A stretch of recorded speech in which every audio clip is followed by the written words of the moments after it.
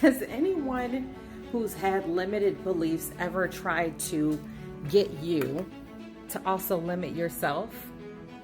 Let's get into it. Hi, my name's Marissa, and this is Marissa Moment. So here's the vision and download and real life scenario that actually Spirit brought back to mind.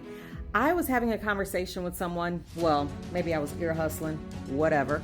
And the person was like, choose one. You have to choose one. And they were talking about like your specialty, like what you do, all these things, right? And I was thinking to myself, well, I got a lot of stuff. Right? And what I feel to share with you about that is that people who have self-limiting beliefs will often try to persuade you to have those too. And it's not just about self-limiting beliefs, right? People who put themselves in a box, whether it be because society has programmed them that way, or their toxic training, or their just own personal belief systems have made them that way. They will try to put their own personal beliefs onto you. And like I said, it's not just them.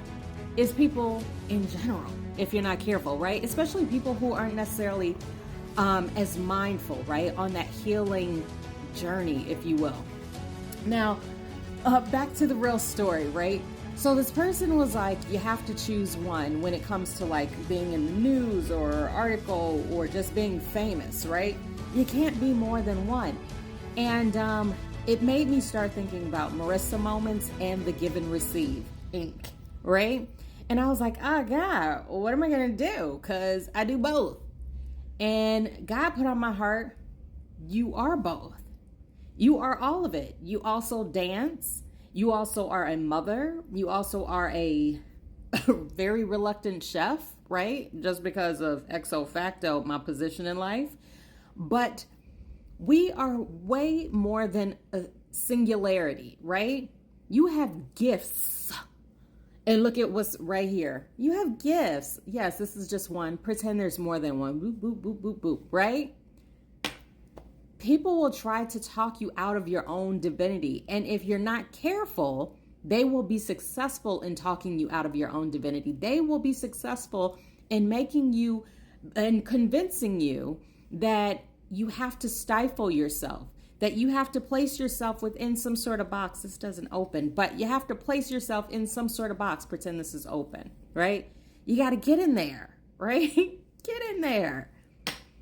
Well, listen, God, Gaia, ancestors, angels, and saints have put on my heart that it's time to stop listening to the masses. It's time to stop listening to society at large that tells you who you are supposed to be. When you work on your healing, when you do the work, when you dive into those shadows, when you face those proverbial, maybe literal demons, then you get back to your truest self.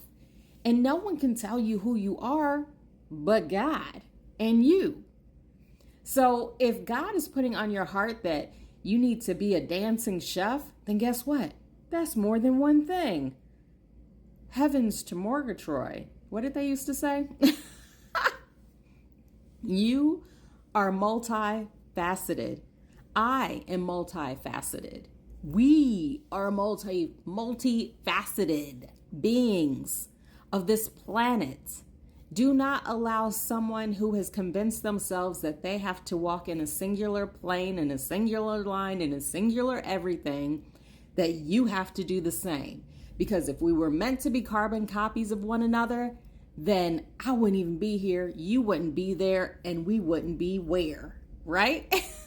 So keep doing you, keep doing the work, keep healing, keep going. And as long as it causes no intentional harm to self or one another or to someone else, then keep doing you. But just remember, you can be more than one. You can do more than one. But maybe not try to do everything all at once. Let's work on understanding and digesting it all, and then we can add it all to one plate so we won't be overwhelmed. But listen, you are dynamic. Keep being that way. Apples and tomatoes. See you next time. Bye.